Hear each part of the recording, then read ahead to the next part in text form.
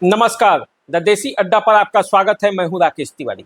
देखिए, आज का जो खबर है एकदम अलग है। अलग इसलिए है कि आज मैं आपको सारण, सीवान और गोपालगंज की अलग अलग खबरें तो बताऊंगा ही, बिहार से कुछ ऐसी खबरें हैं जो चर्चित है, उन खबरों को भी आपके सामने लाऊंगा। तो चलिए शुरुआत करते हैं। सबसे पहले खबर वहां से जो सिवान से है। सिवान में पुलिस ने इनकाउंटर किया है।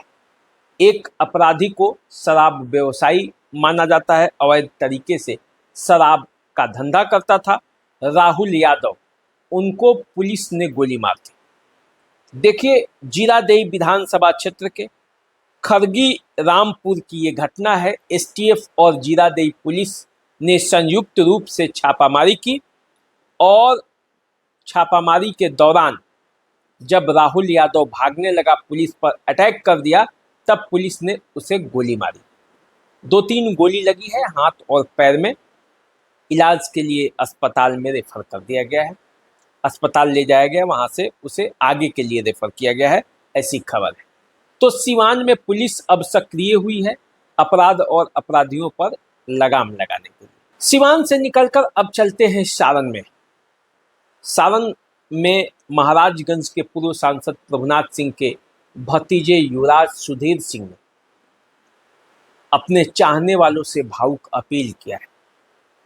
युवराज सुधीर सिंह ने अपने चाहने वालों को कहा है कि आपका स्नेह और आशीर्वाद इतना मिला जिसने हमें शक्ति दी है, लेकिन बड़े पापा जेल में हैं और उम्र के जिस पड़ाव पे वे जेल में हैं, उन्हें बाहर निकालने के लिए कुछ लोग अभियान चला रहे हैं। 4 अगस्त को ट्विटर पर प्रभुनाथ सिंह को रिहा करने की मांग होगी, ट्रेंड कराया जाएगा, तो उसमें लोगों से सहयोग मांगा है। देखिए, जब से युवराज सुधीर सिंह के पिता दीनानाथ सिंह की मौत हुई है, अस्पताल में इलाज के दौरान उनका निधन हो गया, उसके बाद से ही वो काफ़ी मायूस और बिखरे बिखरे से हैं। सदमा लगा है उनको।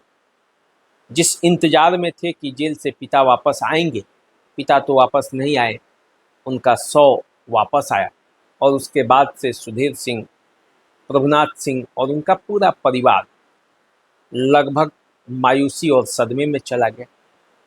सदमे से निकलने का प्रयास कर रहे हैं। इस बीच प्रभुनाथ सिंह को फिर से वापस जेल जाना पड़ा, तो अब उनकी रिहाई की मांग हो रही है। तो देखिए युवराज सुधीर सिंह ने क्या कहा। मेरे फादर और बड़े पिताजी जेल में 10 साल से थे, वो भी एक बहुत बड़ा दुख था, लेकिन विश्वास था एक दिन वो आएंगे। उस विश्वास को हमने खो दिया। 10 सालों का इंतजार तो था, मेरा खत्म हो गया। और उससे भी ज्यादा दुख जब हुआ जब बड़े पिताजी पूर्व सांसद प्रभुनाथ बाबू जेल जाते समय और रोने लगे। वो भी मेरे जीवन का सबसे बड़ा दुख है। जहां पर पिता का दुख अभी खत्म नहीं हो रहा था, बड़े पिताजी के आंख में आंसू देखकर मेरा कलेजा फट गया।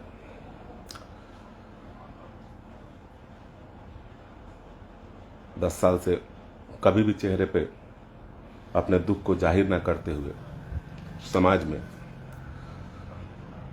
जहां तक हुआ हम सब साथ रहें, एक दूसरे के सुख दुख में रहें।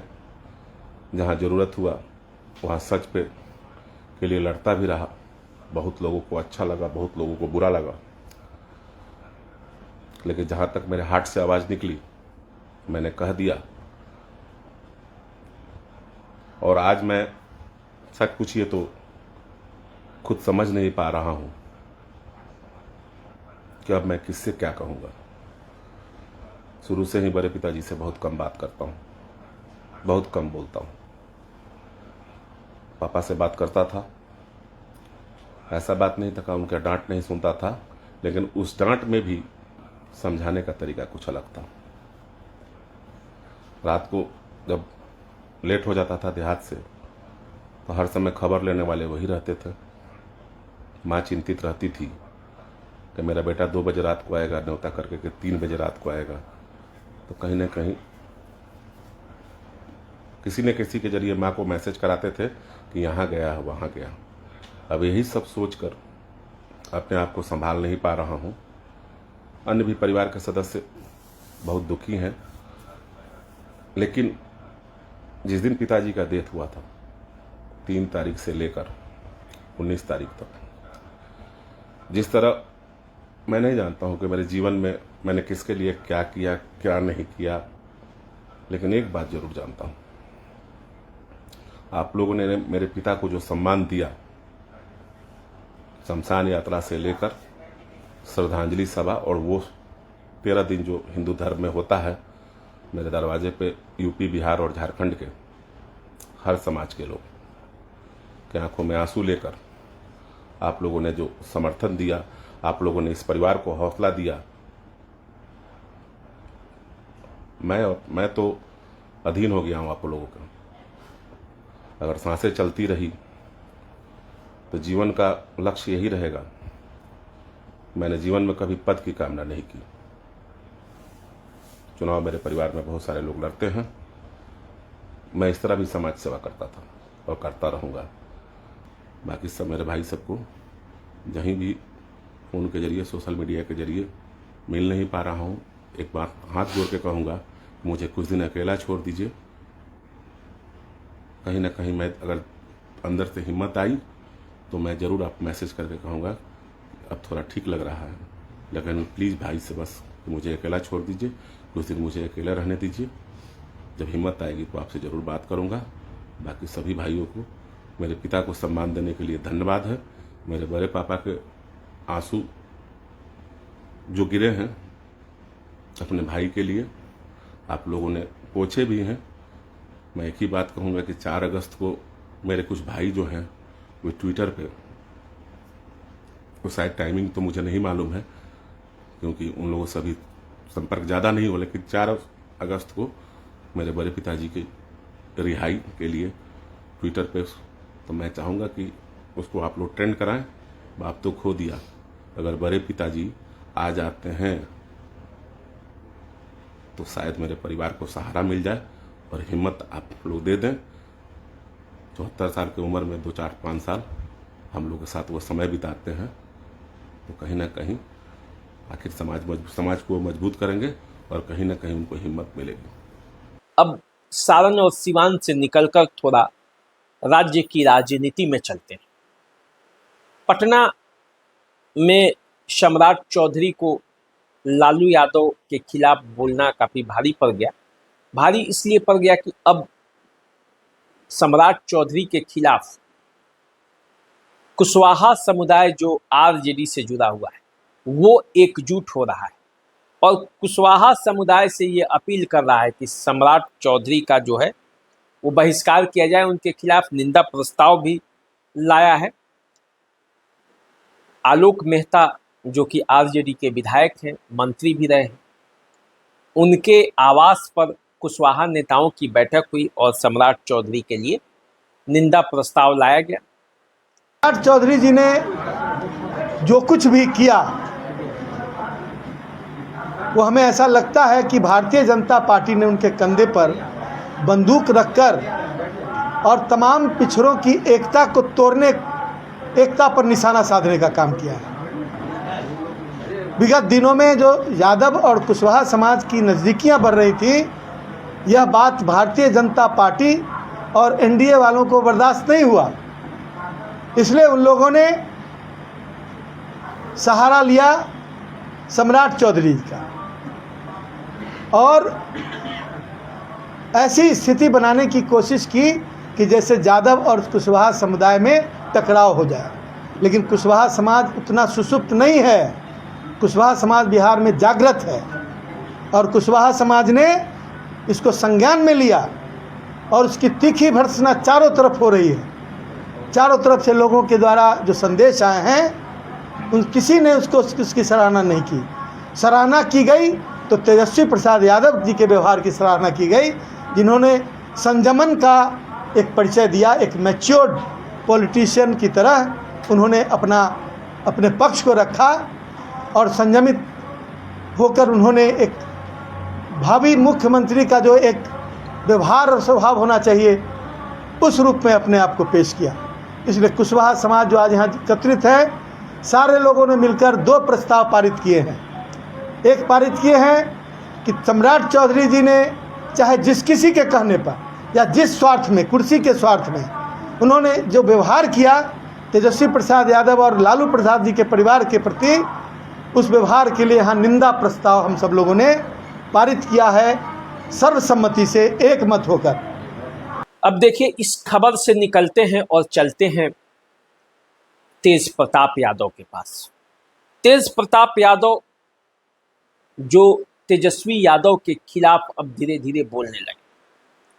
पत्रकारों ने जब उनसे पूछा कि ये चर्चा है कि तेजस्वी यादव राघोपुर और महुआ इन दोनों जगह से चुनाव लड़ सकते हैं, इस पर तेज प्रताप यादव की प्रतिक्रिया थी, तेजस्वी यादव अगर महुआ से चुनाव लड़ने आएंगे तो मैं भी राघोपुर से चुनाव लड़ूंगा। तेजस्वी यादव को राजनीति में लाने वाले वही हैं। तेज प्रताप यादव ने कहा है कि तेजस्वी यादव तो क्रिकेट खेल रहे थे, उन्हें राजनीति में लाने का श्रेय उनको है, पहले वे राजनीति में आए थे। अब देखिए, तेज प्रताप और तेजस्वी यादव में धीरे धीरे बातों का आदान प्रदान होने लगा है। अब एक दूसरे के खिलाफ भी बोलने लगे। अब ये जैसे जैसे चुनाव नज़दीक आएगा और जैसे जैसे पार्टी और रणनीति बनाएगी, वैसे वैसे ये तल्खी और बढ़ सकती है। एक वक्त था जब तेज प्रताप कहते थे कि तेजस्वी यादव को बिहार का मुख्यमंत्री बनाने के लिए वो आरजेडी का झंडा लेकर सबसे आगे खड़े रहेंगे। लेकिन आज वक्त ऐसा है कि तेज प्रताप पार्टी से निकाल दिए गए हैं, परिवार से अलग थलग हैं और अकेले अपने लिए संघर्ष कर रहे हैं। तो देखना ये है कि ये पारिवारिक लड़ाई जो है लालू प्रसाद यादव के फैमिली में, वो कहाँ तक आगे जाती है इस चुनाव में, और इस चुनाव के बाद क्या क्या होता है आने वाले समय में पता चलेगा। और अब देखिए, जाते जाते एक ऐसा दृश्य आपको दिखाऊंगा जो राजधानी पटना का है। पटना में पानी क्या बरसा, पटना खुद पानी पानी हो गया। कहाँ तक इस पटना को बनाना था एक स्मार्ट सिटी, लेकिन स्मार्ट सिटी कितना स्मार्ट है ये पानी ने पोल खोलकर रख दिया। नेताओं का पानी, आंखों का पानी और न जाने कहां कहां का पानी सब सामने उजागर हो गया। विधानसभा भी डूबा, रेलवे स्टेशन भी डूब गया, अस्पताल में भी पानी था, स्टेडियम भी पानी पानी हो गया। कुल मिलाकर देखा जाए तो पटना पर जो चलने वाला रोड है वो सब पानी पानी हो गया। तो इस पानी पानी में अब कैसे इस पानी को बचाया जाए, राजनेता अपने साख पर कैसे बचा पाएंगे, अपने आंखों की पानी कैसे बचा पाएंगे, ये तो आने वाले समय में पता चलेगा।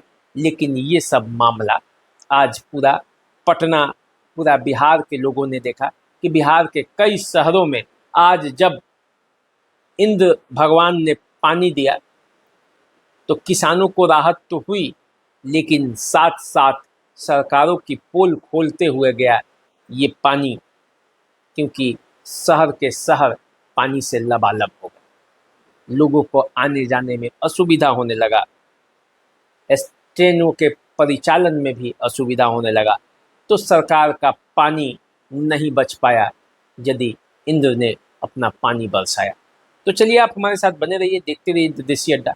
हम आपको और खबर बताते रहेंगे, दिखाते रहेंगे। हमारे साथ बने रहिए। नमस्कार।